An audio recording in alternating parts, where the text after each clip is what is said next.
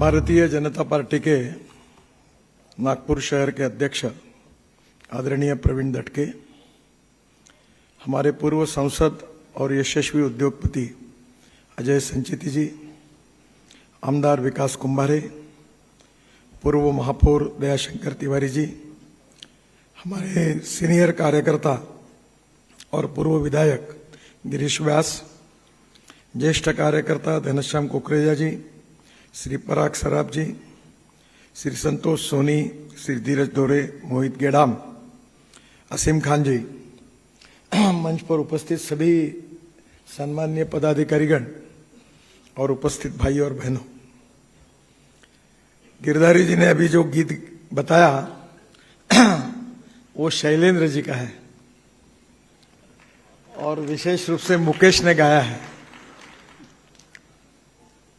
उनके गीतों में यह विशेषता थी कि समाज जीवन और मानवीय जीवन की बहुत सी अच्छी अच्छी बातें, फिलोसॉफिकल बातें शैलेंद्र जी ने अपने गीतों में लिखी है। राज कपूर जी के वो बहुत ही फेवरेट गीतकार थे। उनके बारे में कहा जाता था कि वो लेफ्टिस्ट विचारों के हैं। मेरा जूता है जापानी, ये पतलून हिंदुस्तानी, वो ये गाना उन्हीं का था। पर उसके पीछे एक भाव था, और जो भाव है वो उनके मन में जो था, जो आपके मन में है और जो मेरे मन में है, वो भाव एक ही है। और वही भाव को अलग अलग समय में अलग अलग शब्दों में लोग रखते हैं। अभी बीच में भूटान के प्रधानमंत्री जी ने एक बहुत अच्छी बात कही यूनो में। उन्होंने जो बात की थी वो डोमेस्टिक हैप्पी ह्यूमन इंडेक्स, यानी राष्ट्रीय राज्य या देश में जो सुखांक है, सुख है समाधानी जीवन का, उसका इंडेक्स, ये बात उन्होंने की थी। मैंने जब यह सुना तो मुझे लगा कि ये इंडेक्स काफी बड़े प्रमाण पर बढ़ाया जा सकता है। Domestic happy human index for businessman traders, domestic happy human index for farmers, domestic happy human index for labour. तो आपको धीरे धीरे पता चलेगा कि ये इसका अर्थ क्या है। अर्थ यही है कि आप सब सुख, समाधान और समृद्धता चाहते हैं। कोई जीवन में फेल्यूर नहीं चाहता, जीवन में अच्छा जीवन चाहता है, सुखी जीवन चाहता है, समाधानी जीवन चाहता है। समाधानी जीवन की व्याख्या अगर होगी तो वो शुरुआत कहां से होती है? वो परिवार से होती है। घर में मर्सिडीज है, बंगला है, पर बेटा बाप से बात नहीं कर रहा, बाप बेटे से बात नहीं कर रहा, दोनों मां से बात नहीं कर रही और बहू कुछ तीसरे रास्ते पे चल रही है, तो घर में खुशी नहीं होती। खुशी का मतलब यह होता है कि पारिवारिक खुशी, आर्थिक खुशी, सामाजिक खुशी, जॉब सेटिस्फैक्शन की खुशी, तो यह क्या है, आप सबको पता है।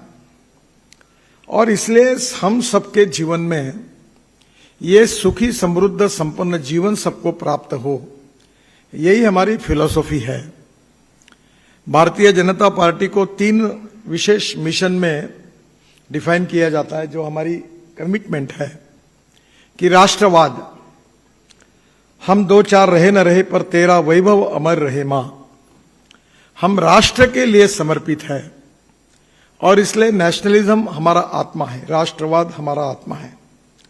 इस देश को भय, भूख, आतंक और भ्रष्टाचार से मुक्त करना, हमारी सीमाओं को सुरक्षित करना, हमारे देश की तरफ किसी ने टेढ़ी नजर से नहीं देखना चाहिए, इतना सामर्थ्यशाली बनना, और ये राष्ट्र आर्थिक, सामाजिक, शैक्षणिक सभी दृष्टि से, डिफेंस के दृष्टि से भी हमको शक्तिशाली बनना। शक्तिशाली बनने का मतलब ये नहीं है कि हम साम्राज्यवादी है। आज नेपाल के मन में और भूटान के मन में और श्रीलंका के मन में हमारे प्रति डर नहीं है। अभी मैं आज ही आ रहा था तो नेपाल में कुछ रोड बन रहे हैं, तो नेपाल के सरकार से मुझे संपर्क किया और उन्होंने कहा कि 10 पैकेजेस में 10 के 10 चाइनीज कंपनी आई है। हम चाहते कि 50% इंडियन कंपनी आए, आप इसमें कुछ लेकर हमें बताइए। हम भी उसमें मदद करने वाले हैं। पर बाकी देशों के बारे में ऐसा लगता है कि वो हमारा देश कभी भी खा लेंगे, पर हिंदुस्तान के बारे में ऐसा क्यों नहीं लगता? क्योंकि हमारी सोच जो है, हमारी जो संस्कृति और इतिहास और विरासत है, हम ये कहते हैं कि विश्व का कल्याण हो। हमने कभी नहीं कहा कि मेरा कल्याण पहले हो, बाद में विश्व का कल्याण हो। हम कहते हैं वसुधैव कुटुंबकम, पूरा विश्व हमारा परिवार है। और इसलिए राष्ट्रवाद की सर्वांगीण उन्नति और विकास के साथ शक्तिशाली राष्ट्र निर्माण होने के बाद में भी हम ये चाहते कि ये राष्ट्र को निर्माण करना है तो गुड गवर्नेंस एंड डेवलपमेंट, सुशासन और विकास के द्वारा ये होगा। और इससे हम आर्थिक दृष्टि से आत्मनिर्भर भारत बनेंगे। मोदी जी इस बात का उल्लेख बार बार करते हैं, आत्मनिर्भर भारत, $5 ट्रिलियन की इकोनॉमी, विश्व की नंबर 1 की आर्थिक महाशक्ति। ये सब करने के पीछे आपकी हमारी भावना यही है कि हम गुड गवर्नेंस और डेवलपमेंट से इस देश का विकास करें। और तीसरी बात जो हमारा उद्दिष्ट है कि इस समाज के जो शोषित है, पीड़ित है, दलित है, जो सामाजिक, आर्थिक, शैक्षणिक दृष्टि से पिछड़े हुए हैं, उनको हम दरिद्र नारायण को हम अपना परमेश्वर भगवान माने और हम उसकी निरंतर सेवा करते रहे। और जिस दिन उन व्यक्तियों को रोटी, कपड़ा और मकान मिलेगा, उसी दिन हमारा कार्य पूरा होगा। ये हमारा उद्दिष्ट सामाजिक आर्थिक चिंतन अंत्योदय के रूप में प्रसिद्ध है। अब ये तीनों मुख्य विचारों के प्रति पूरा विश्वास रखकर हम समाज में सर्वांगीण प्रगति और विकास करेंगे तो समाज के स्टेक होल्डर्स कौन है? कोई एक आदमी स्टेक होल्डर नहीं हो सकता। ये देश किसी एक व्यक्ति का नहीं है, एक समुदाय का नहीं है, एक समाज का नहीं है, ये देश सबका है। We are the mother of democracy. और इसलिए हमारी जुडिशरी, हमारी एग्जीक्यूटिव विंग, हमारी लेजिस्लेटिव विंग और हमारी मीडिया, या 4 स्तंभों पर हमारा लोकतंत्र खड़ा है। और संविधान में हमारे उद्दिष्टों के बारे में, अधिकारों के बारे में स्पष्टता आई है। संविधान हमारे लिए भगवत गीता और बाइबल और कुरान जैसा है। और संविधान के आधार पर इस समाज की रचना करना होगा तो इसके हर स्टेक होल्डर को सुखी, समाधानी बनाना होगा। और सुखी और समाधानी बनाने के लिए हम अलग अलग क्षेत्र में काम कर रहे हैं। ये बहुत आसान है कि नागपुर बहुत सुंदर बनना चाहिए, बहुत अड़चने हैं। नागपुर सुंदर बनाने में, स्वच्छ बनाने में अड़चनें कम नहीं है। कचरे की अड़चन है, ड्रेनेज की अड़चन है, नाग नदी की अड़चन है, अनेक प्रकार की अड़चनें हैं। पर कभी ना कभी हमको सभी प्रकार की समस्याओं को लेकर उसका अध्ययन करके सामूहिक रूप से हमें इन समस्याओं को सुलझाना होगा, समस्याओं को निपटाना होगा। अभी जिसका उल्लेख दयाशंकर जी के बारे में किया था, हम सबको इस बात की खुशी भी और अभिमान भी है कि कोविड के समय उन्होंने, कठिन काल था, मैं 2 महीने नागपुर में था, बहुत कठिन स्थिति थी। आपने भी कठिनाई का सामना किया था, मैं भी, हम सब लोग भी अड़चन में थे। 4-4 महीने लोगों के पगार नहीं दे सके थे, ऐसी घर की स्थिति थी। पर परिस्थिति गंभीर थी।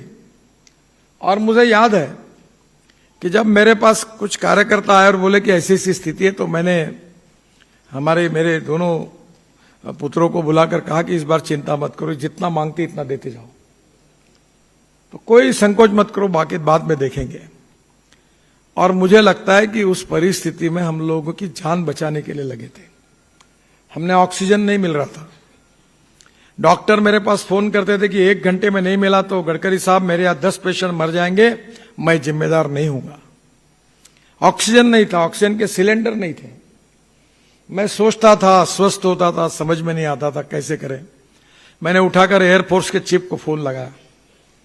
मैंने कहा आपका हवाई जहाज मुझे दो।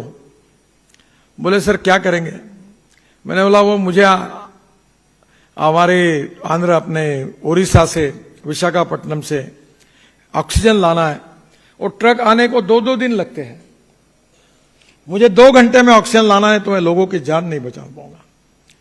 तो उन्होंने कहा मैं बात करता हूं। थोड़ी देर के बाद फोन आया, उन्होंने कहा कि मैं ऑक्सीजन भरी ट्रक हवाई जहाज में नहीं ले जा सकता, एक्सप्लोजिव जैसे इसके लिए अड़चन आएगी।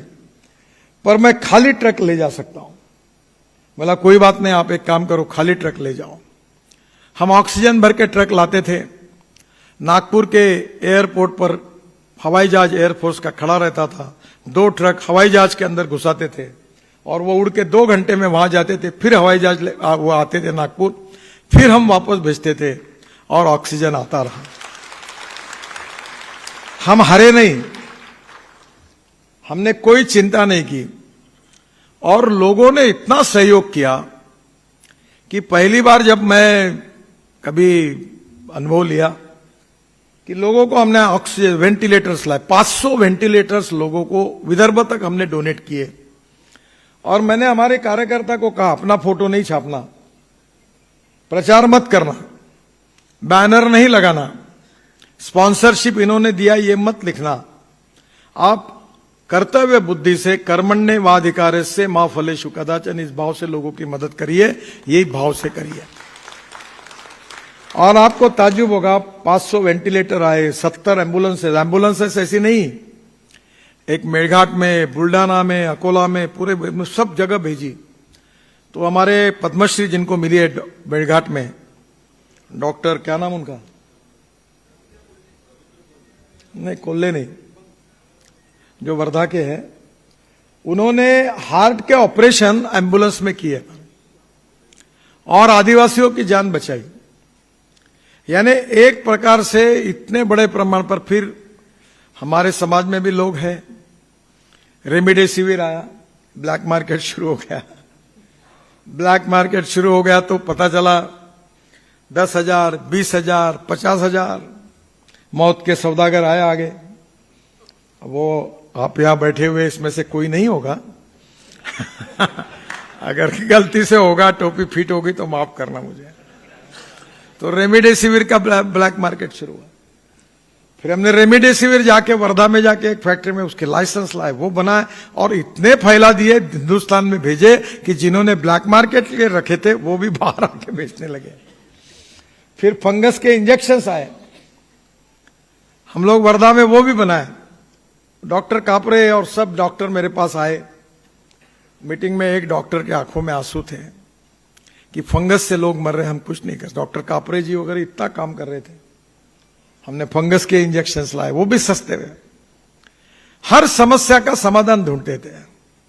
कठिनाइयां थी पर उसके पीछे भावना थी लोगों को मदद करने की।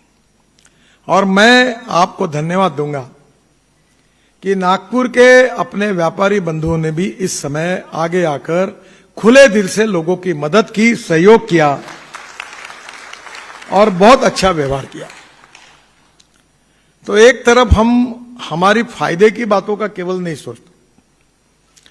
कोई भी व्यापारी एक नागरिक है, कोई भी व्यापारी एक पिता है, कोई भी व्यापारी एक परिवार का प्रमुख है, कोई भी व्यापारी देश का नागरिक है।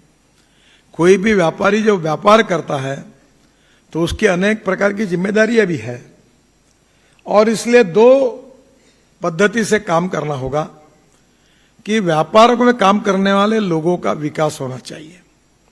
अब ये जब बात मैं करूंगा तो लोग मुझे बोलेंगे कि ये व्यापारों के समर्थन में है। मैं बड़ा खुश होता हूं।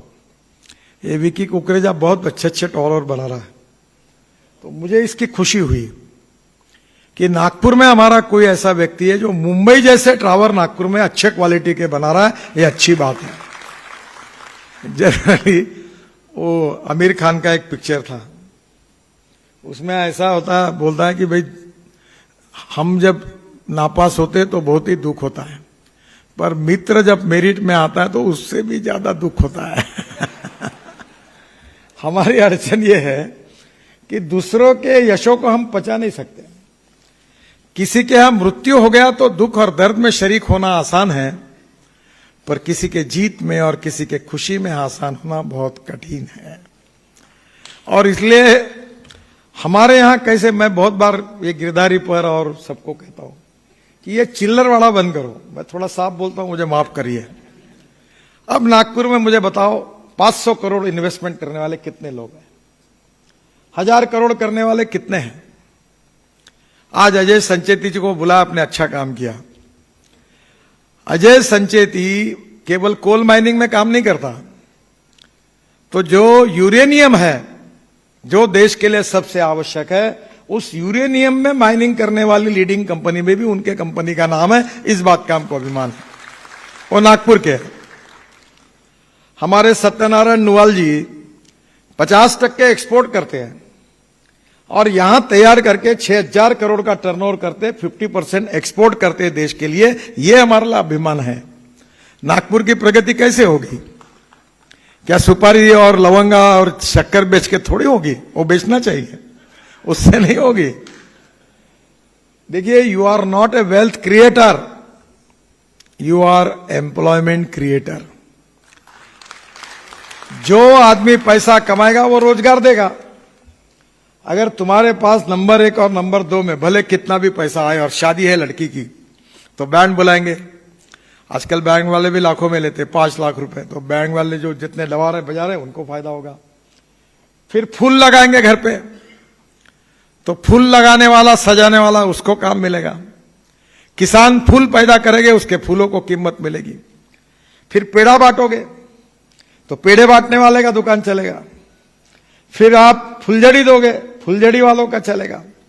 फिर आप कपड़े लगाएंगे तो हमारे जैन बैठे ही है यहां, उसके जो रंगीन ड्रेस है उसको मार्केट कैसे मिलेगा? फिर वो शादी के लिए 1, 2, 3, 4, 10, 20 मत्थे मार ही देगा, ये दोपहर का, ये शाम का। तो टेलर को काम मिलेगा, उसको काम मिलेगा। तो कपड़ा कहां से आएगा? तो कपड़ा बुनने वाले को काम मिलेगा। कपड़ा कौन बुनेगा? जो सूत मिलेगा वो बुनेगा। तो सूत मिलेगा तो सूत मिल को काम मिलेगा। सूत कहां से आएगा? अगर किसान कपास लगाएंगे तो उनको फायदा होगा। तो ये जो इकोनॉमी है, ये एम्प्लॉयमेंट क्रिएट करने के लिए मल्टीप्लाई होती है। और इसलिए मैं बहुत दिनों से आग्रह से आपको एक बात कहूंगा कि नागपुर में एंटरप्रेन्योरशिप पैदा करो। नागपुर में कभी तो भी यह सोचना चाहिए कि 5,000 करोड़ के ऊपर धंधा करने वाले कितने लोग हैं, फिर 2,000 से 5,000 करने वाले कितने हैं, फिर 1,000 से 2,000 करने वाले कितने हैं, फिर 500 से 1,000 में कितने हैं, और 50 से 500 के कितने हैं। और कभी तो भी आप उनके सत्कार करो कि तुम्हारे इस काम के लिए तुमने नागपुर की इकोनॉमिक ग्रोथ में कंट्रीब्यूट किया। अब यह संख्या बढ़ेगी तो देश आत्मनिर्भर भारत बनेगा। अगर यह नहीं बढ़ेगी तो कहां से बनेगा?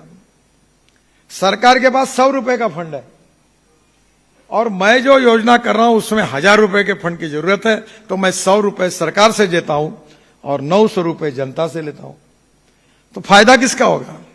जनता का होगा। अभी मैं हाईवे बना रहा हूं, एक दिन मेरे मन में आया कि पैसे देने वालों की कमी नहीं थी। बड़े बड़े कैनेडियन, अमेरिकन, ऑस्ट्रियन बहुत लोग मुझे मिलते रहते हैं। एक दिन मैंने बोला, बात बंद करो मेरी अपॉइंटमेंट, मुझे नहीं मिलना है, मुझे इस देश के गरीब के पैसे से बनाना है। मैंने इन्विट मॉडल खोला और बॉम्बे स्टॉक एक्सचेंज में रजिस्टर किया और 25% मैंने बॉन्ड्स रिजर्व रखे गरीब लोगों के लिए। सफाई कामगार, पत्रकार, छोटे छोटे लोग, मजदूर, उनको कहा ये बॉन्ड्स इनको दो। और मैंने उनको कहा कि 8.05% ब्याज साल का दूंगा और हर महीने में तुम्हारे अकाउंट में जमा करूंगा ब्याज। और जब मैं बॉम्बे स्टॉक एक्सचेंज लॉन्च किया, मैं गोवा चला गया था। 10 दिन का टाइम था। 10 दिन के बाद मेरा समय लिया और मुझे बताया कि आकर मुंबई स्टॉक एक्सचेंज, मालूम है आपको, वो बुल है बड़ा, वहां बड़ा ऊपर में हॉल है और उसको मैं हर जा उसे सींग पकड़ता हूं। वो बोलते हैं आप पकड़ो क्योंकि आप ही इसके पकड़ने में बड़ा लाभदायी होता है। तो मैं ऊपर गया तो वो एक, मैं गोवा था तो मुझे हमारे चेयरमैन का फोन है, सर गड़बड़ हो गई। बोला क्या हुआ? बोले हमारे बॉन्ड 10 दिन की लिमिट में ही थी, पहले दिन 7 घंटे में 7 टाइम्स ओवर सब्सक्राइब हुआ। और अब कानून कहता है कि पैसा आएगा तो ये ले नहीं सकते, ये वापस करना होगा। और ऐसा ही 10 दिन चलेगा तो हमारा क्या करेंगे, कहां से बांटेंगे पैसा? तुम जल्दी आओ। मैं अपना सब कार्यक्रम छोड़कर परिवार के साथ गोवा में था, छोड़कर सुबह उठ के मुंबई गया, घंटा बजाई और इशू क्लोज किया। इतना पैसा लोग देने के लिए तैयार है। देश में पैसे की कमी नहीं है, देश में टेक्नोलॉजी की कमी नहीं है, देश में एप्रोप्रिएट विजन के साथ काम करने वालों की कमी है। अब कुछ आइडिया यशस्वी होती कि अभी मैं किसानों में ज्यादा काम करता हूं, तो मैंने तय किया कि विदर्भ में किसानों का एग्रीकल्चर ग्रोथ रेट 12% है। अब आप व्यापारी है तो आप अच्छी तरह समझोगे कि हमारे देश में जीडीपी ग्रोथ जो होती है वो काउंट 3 फैक्टर में होती है। एग्रीकल्चर ग्रोथ रेट 12% और कोल्हापुर जिले का कितना है 21%, सांगली का कितना है 20% और विदर्भ का कितना है 8%, 9%। ये क्यों है? अब क्यों है इसकी चर्चा नहीं करना है, पर है। और इसलिए हमारा एग्रीकल्चर ग्रोथ रेट एवरेज 12% है। अभी मैं योगी जी के साथ था, तो योगी जी ने मुझे कहा कि नितिन जी, खाना खाने के बाद 1 घंटा मुझे आपसे बात करनी है, आप समय दो। तो कोई बात नहीं। तो मुझे उन्होंने बताया कि ये उत्तर प्रदेश में मैं क्या करना चाहिए जिससे उत्तर प्रदेश की इकोनॉमी बनेगी। बोला पहली बात, उत्तर प्रदेश की स्कूटर, ऑटो रिक्शा, कार ये किसानों ने तैयार किए हुए 100% बायो इथेनॉल पर चलनी चाहिए, जिससे गांव की इकोनॉमी स्ट्रांग हो जाएगी। फिर मैंने उनको कहा कि ये टप पे बैठने वाली बसेस है, हॉर्न छोड़कर सब बचता है, पूरी बसेस इलेक्ट्रिक में कन्वर्ट करो, 1 पैसा तुम मत लगाओ, मैं तुमको 10,000, 20,000, 25,000 बसेस दिलाता हूं और सब उत्तर प्रदेश की जनता को एयर कंडीशन बस में घुमाओ, रोजगार मिलेगा। 50 ऐसी चीजें हैं कि जो बिन पैसे से हो सकती है, पर उसके लिए कहीं ना कहीं अभी एक आउट ऑफ बॉक्स आइडिया आपको बताता हूं। अब हमारे देश में 16 लाख करोड़ का कोल का इंपोर्ट होता है, तो मेरे मन में आया कि ये इंपोर्ट कैसे कम होगा। तो मैंने उनको कहा कि तुम ऐसा करो कि हम बांबू लगाएंगे किसान, और मैं अभी डिक्लेयर करने वाला हूं कि गन्ने के भाव से बांबू खरीदी करेंगे। और एक भीमा बांबू है जो 1 एकड़ में 200 टन होता है 2 साल के बाद। और एक मशीन अपने आप एमआईडीसी में मैंने काफी उद्योजकों को बुलाया और मशीन डेवलप करने के लिए बोला, और डेवलप हो गई मशीन। अब 3 mm से 20 mm तक के टुकड़े बांबू के होते हैं, और गन्ने के भाव से बांबू यानी 3,000 रुपए, 3200-3500 रुपए टन अगर फैक्ट्री है तो चलता है। तो मैंने कहा ये बांबू तैयार करो और बांबू बेचो। और मुझे मतलब मैं अकेला ही 5,000 टन पर डे खरीदी करूंगा। 5,000 टन है 500 ट्रक पर डे। और ऐसे और कोराड़ी, खापरखेड़ा और सब करेंगे तो 10,000 ट्रक बांबू लगेगा, और 10,000 ट्रक बांबू लगेगा तो कितने लोगों को रोजगार मिलेगा। अब कोयले की कैलोरिक वैल्यू पर यूनिट, उसकी फ्यूल कॉस्ट ये ₹1.10 है, और हमने बांबू की कॉस्ट ₹1.02 लाई। यानी कोल से बांबू सस्ता है, तो बांबू की 2 लाख करोड़ की इकोनॉमी बन सकती है। और विदर्भ में अगर ये 50,000 करोड़ की बनेगी तो गढ़चिरौली, सिरोंचा, एटापल्ली, अहेरी सब जगह लोगों को काम मिलेगा।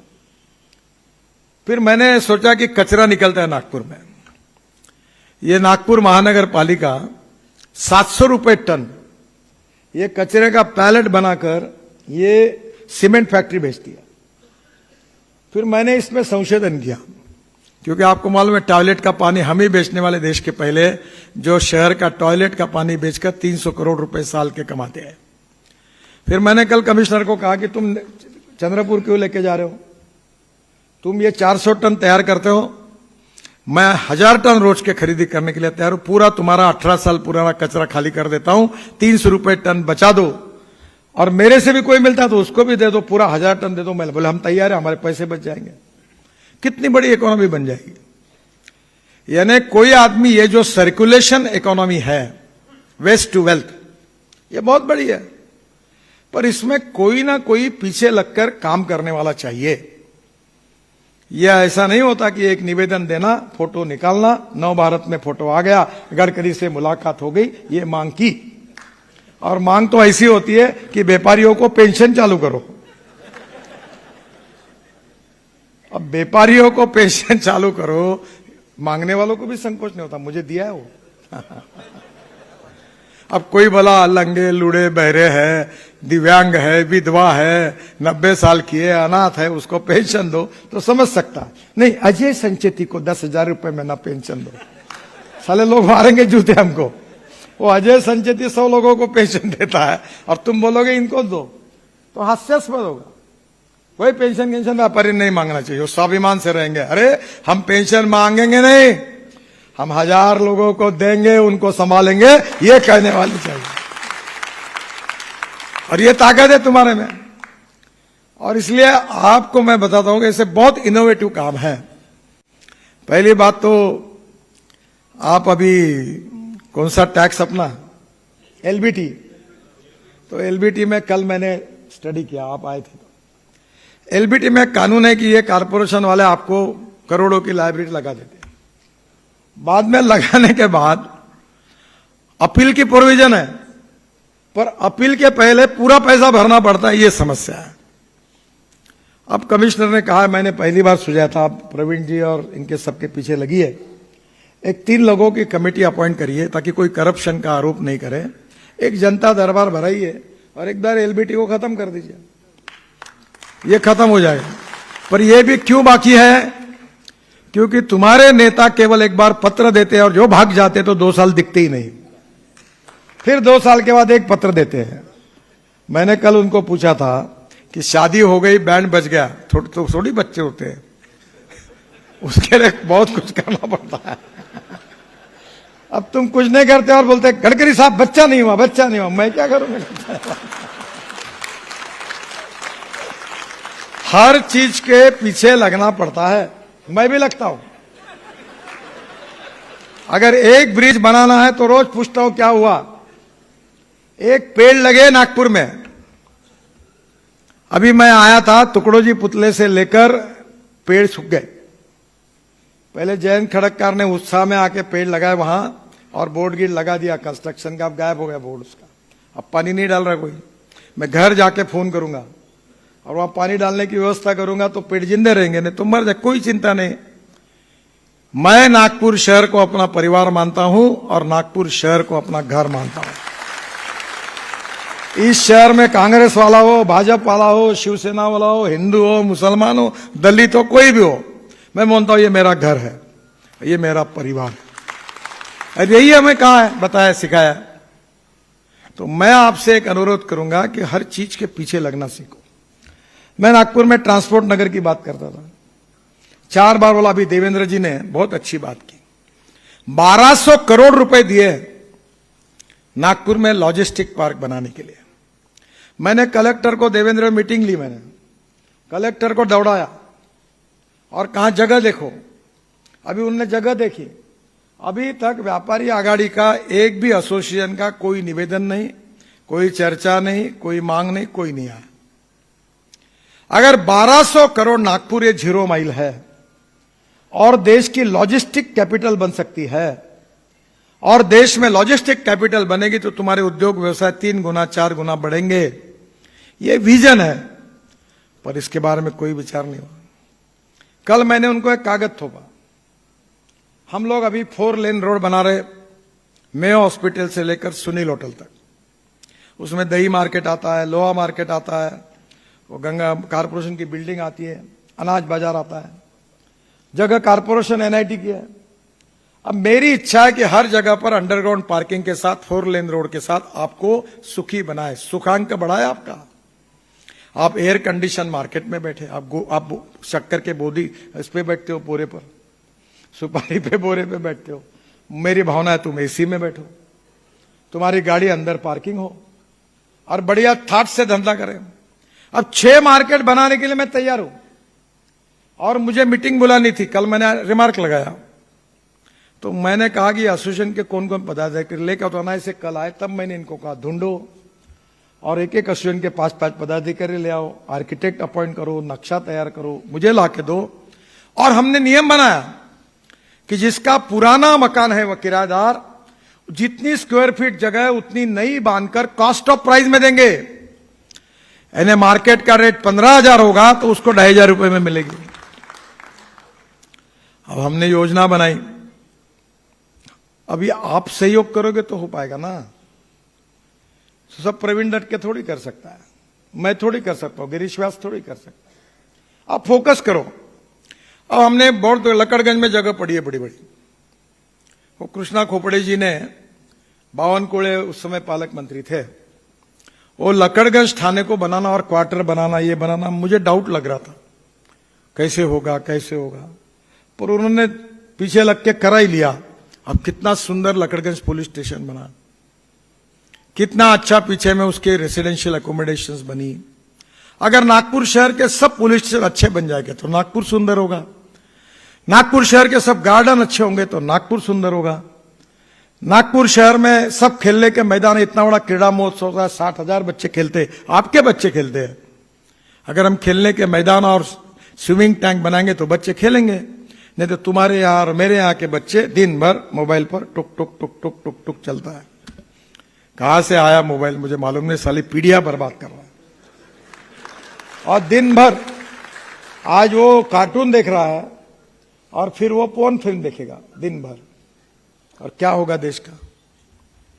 इसलिए हमें अपने बच्चों को तय करना है कि मेरी इच्छा है कि नागपुर में 1 लाख लड़के लड़कियां शाम को, चाहे व्यापारी की हो चाहे किसी की हो, गरीब की हो, वो ग्राउंड पर जाकर खेले 2 घंटे, 2 घंटे खेले।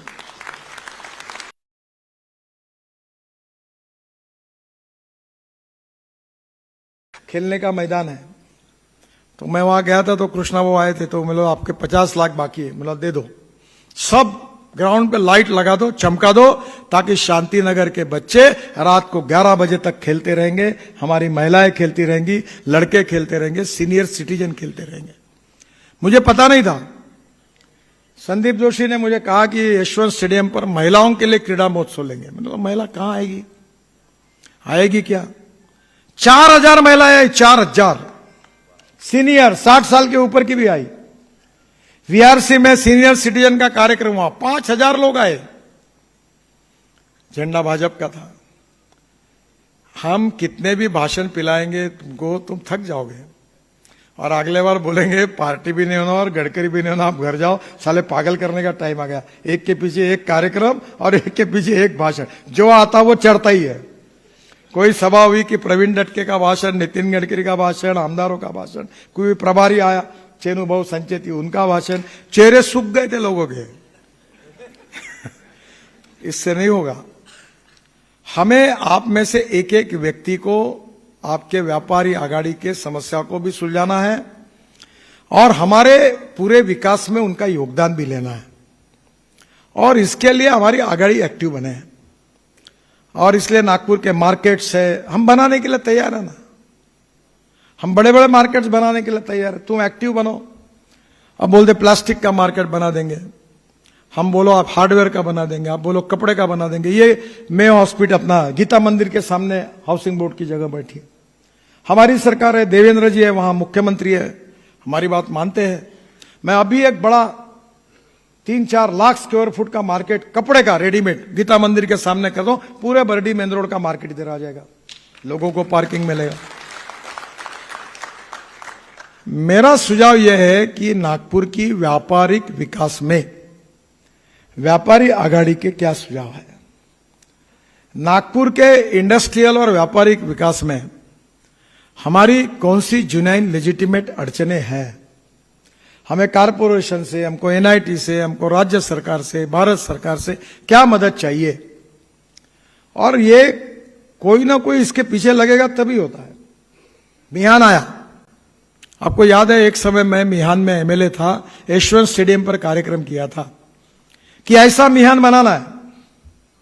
बाद में क्या हुआ, सरकार चली गई अपनी, फिर 3-10 साल बंद पड़ा मीडिया, हम पीछे पड़े रहे। देवेंद्र जी ने भी मदद की। आज मिहान में 68,000 लोगों को रोजगार मिला, 68,000। और 2024 मई में लोकसभा का चुनाव है, और मैंने तय किया कि मेरे चुनाव के पहले 1 लाख लोगों की यादी प्रकाशित करूंगा जिनको मिहान में रोजगार मिला। अब मुझे बताओ, 1 लाख लड़के अगर 30,000 रुपए 40,000 रुपए महीना मिलाएंगे तो पैसा कितना होता है। फिर वो पैसा रेडीमेड गारमेंट खर्चा करेगा, रोज रात को कॉफी पिएगा, फिर होटल में जाएगा, रेस्टोरेंट में, फिर और भी बहुत कुछ करेगा। तो उससे इकोनॉमी यानी मैं बहुत कुछ करेगा ना, अच्छा करेगा। तो नेचुरली इससे इकोनॉमी मल्टीप्लाई होगी, और इकोनॉमी मल्टीप्लाई होगी कि नागपुर की ग्रोथ बढ़ेगी, और नागपुर की ग्रोथ बढ़ेगी कि नागपुर इकोनॉमिक कैपिटल बनेगा, नागपुर ये उद्योग राजधानी होगी, तो नागपुर में सब धनवान बनेंगे और नागपुर प्रगति और विकास की ओर आगे जाएगा। तो हम लोग हमारे सोच के साथ हमारी न्यायिक मांगों को पूरी करने का भी फॉलोअप करें, अच्छी अच्छी विजन के साथ मांगे भी करें, और उसके साथ साथ शहर को सुखी समृद्ध संपन्न बनाने के लिए, रोजगार बढ़ाने के लिए, ग्रोथ रेट को बढ़ाने के लिए, उद्योग व्यापार को बढ़ाने के लिए, अच्छा क्लाइमेट तैयार करने के लिए कैसे मार्केट बना सकते हैं, ट्रांसपोर्ट नगर, पूरे ट्रक शहर के बाहर जाए रिंग रोड पर, और सब शहर का प्रदूषण कैसे कम हो, और नागपुर सस्टेनेबल कैसे बने, ये आप सब लोग मिलकर हमको करना है। दो चीजें आखिर में मैं कहूंगा कि एक कल्पना है, आप सब लोगों का सहयोग मिला तो वो कर सकते हैं कि नागपुर में हर व्यक्ति अपने घर में, अब जिनका फ्लैट है उनके लिए नहीं कह रहा हूं, जिनका प्लॉट है उनके लिए कह रहा हूं, हर व्यक्ति अपने घर में एक संतरे का पेड़ लगाए। और मैंने एक नर्सरी को कहा है कि 2 साल के अंदर संतरा लगता है, ऐसी प्लान मुझे तैयार करके दो। नागपुर ऑरेंज सिटी है और टाइगर कैपिटल है, वर्ल्ड में हमारी आइडेंटिटी है, और इसलिए आज अगर हर व्यक्ति एक पेड़ लगाएगा तो ऑरेंज सिटी हमारी जो स्पिरिट है वो मजबूत होगा। और दूसरी बात, नागपुर को जल प्रदूषण, वायु प्रदूषण और ध्वनि प्रदूषण से मुक्त करना, बहुत काम करने की जरूरत है। अब नाग नदी का 2400 करोड़ का प्रोजेक्ट मंजूर किया है। हम धीरे धीरे कचरा मुक्त नागपुर करें, हम गंदा पानी नागपुर में नहीं रहे, स्वच्छता रहे, सर्कुलेशन इकोनॉमी में प्लास्टिक, ग्लास, मेटल का रिसाइकलिंग हो। अभी दिल्ली में कचरे के पहाड़ है 3 बड़े बड़े, मैंने पहाड़ तोड़ डाले, 20-20 मीटर नीचे चले गए, 30 लाख टन कचरा मैंने रोड में डाल दिया। अहमदाबाद में कचरा, 30 लाख टन कचरा डोलेरो अहमदाबाद रोड में डाल दिया। तो हम क्यों नहीं कर सकते? सब कर सकते हैं। इकोनॉमी बढ़ेगी तो रोजगार बढ़ेगा, रोजगार बढ़ेगा तो धनवान लोग बनेंगे, समृद्ध और संपन्नता आएगी, और इकोलॉजी एंड एनवायरनमेंट में प्रोटेक्ट करेंगे तो शुद्ध हवा मिलेगी, स्वास्थ्य अच्छा होगा, डॉक्टर के यहां जाने की जरूरत नहीं पड़ेगी। ऐसा आदर्श शहर बनाने में भी हम लोग उसके लिए सहयोग करेंगे, उसमें शामिल होंगे, और हमारी भी मांगे रखेंगे, हमारी समस्या को भी सुलझाएंगे। और जो समस्या है, मैं हूं, देवेंद्र जी है, हमारे सभी आमदार है यहाँ, हम जरूर उसको सुलझाएंगे। हम सब कर रहे हैं, न होने वाले काम कर रहे हैं। ये कमाल टॉकीज से लेकर दिगोरी तक पुल बना रहे, मेरा बीच में मेरा मन आया कि ये नहीं करना जी, लगभग मैंने कैंसिल कर दिया था। फिर प्रवीण डटके, विकास कुमारे, मोहन मते मेरे पास पीछे पड़ गए, नहीं होना चाहिए, होना चाहिए, मतलब होना चाहिए तो होना चाहिए, करो। तो मैं 1200 करोड़ रुपए का ब्रिज बना रहा हूं। और आज मैंने प्रवीण को, विकास को कहा था कि ऊपर से वो रेलवे क्रॉसिंग है, काले मार्बत की तरफ जाता है, पीली मार्बत की काली मार्बत, कौन सी है वहां? पीली। तो आज ही मैंने कहा कि उससे ऊपर से ब्रिज बनाकर और डायरेक्ट उरकुटी जी के घर के पास रोड बना देंगे, ताकि ऊपर के ऊपर लोग जाएंगे। और लालगंज का भी बना है। अब कितना कठिन है कि नाइक तालाब अच्छा बनाओ, तो सुबह जाओ, रात को जाओ और मध्यरात्रि को जाओ, हर समय आपको एक चीज देखने के मिलेगी, कोई न कोई वो हकते होगा या कोई ना कोई मुत्ते होगा। अब तालाब कैसे अच्छा बनेगा? कितनी कठिनाइयां है पानी अच्छा करना। अभी उसमें वो मालक मेरे पास आया, वो मुझे बोले ये तालाब मैं दे रहा हूं, इसका टीडीआर मुझे दो। बोले कल तालाब किसका है? बोले मेरा है। अभी तेरा क्या है? हमारा तालाब है। मतलब वो अतिक्रमित हो गया, तेरा अधिकार चला गया, ये नसीब समझ कि इनके पैसे में दिला रहा हूं तेरे को, आइंदा तालाब का सब्जेक्ट भी लेके नहीं आना, टीडीआर गिडीआर भूल जाओ, मंडे कुछ नहीं, हमारा तालाब हो गया। वो पूरे लोगों को हमने न होने वाला काम, 27,000 घरों को मालकी हक के पट्टे दे दिए, रजिस्ट्री शुरू हो गई और उनको हमने मालक बना दिया बांग्लादेश को। अब ये कठिन काम है, हो रहे। आपका आशीर्वाद, आपकी शुभकामनाएं, आपका सहयोग इसकी ताकत है। ये काम मेरे कारण नहीं हो रहे, देवेंद्र जी के कारण नहीं हो रहे, ये मंच पर बैठे हुए किसी एमएलए एमपी के कारण नहीं हो रहा है। इस काम का श्रेय अगर किसी को है तो मेरे सामने बैठे हुए तमाम जनता को, भाई और बहनों को है। क्योंकि आप हमारे विजन को सपोर्ट नहीं करते, आप सहयोग नहीं करते, आप शुभकामनाएं नहीं देते, हमारे चुनाव में रात दिन धूप में घूमते नहीं। कल मेरे यहां परसों 400 कार्यकर्ता आए थे, पुराने कार्यकर्ता थे, और मुझे एक कार्यकर्ता, एक बोला, एक 80 साल के कार्यकर्ता है, उन्होंने बोला ये चुनाव के दिन एक वाटर बैग में एक पानी लेते हैं, थैला लटकाते हैं, घर से एक डब्बा लेते हैं और सुबह से लेकर शाम तक लोगों को निकालना और काम करना करते हैं। शाम को मतदान खत्म होता है, पेटी निकलती, अपने घर चले जाते हैं। उनको पार्टी ने क्या दिया? दंडाधिकारी बनाया, मान सम्मान मिला, कोई उनका पोस्टर में नाम आया, नाम तो नितिन गडकरी का झलक रहा है, नाम प्रवीण डटके का, देवेंद्र फडणवीस का फोटो लग रहा है, उसको क्या मिला? हमें लाल दिए की गाड़ी मिली, अभी लाल दिया तो मैंने खत्म कर दिया, पर अब पुलिस वाले सैल्यूट मार के आगे पीछे किसके कारण आए? ये याद रखना चाहिए सब एमएलए एमपी ने और नगर सेवकों ने भी, कि हमारे कारण नहीं बने, हम हमारे कार्यकर्ताओं के कारण और जनता के समर्थन के कारण, आशीर्वाद के कारण हम बने, और हम उनको लॉयल है। वो मालिक है, हम नौकर है, हम विश्वस्त है, और उनके लिए हमको काम करना है। उनका समाधान हमारा समाधान है, उनका डोमेस्टिक हैप्पी ह्यूमन इंडेक्स ये हमारा कन्विक्शन है।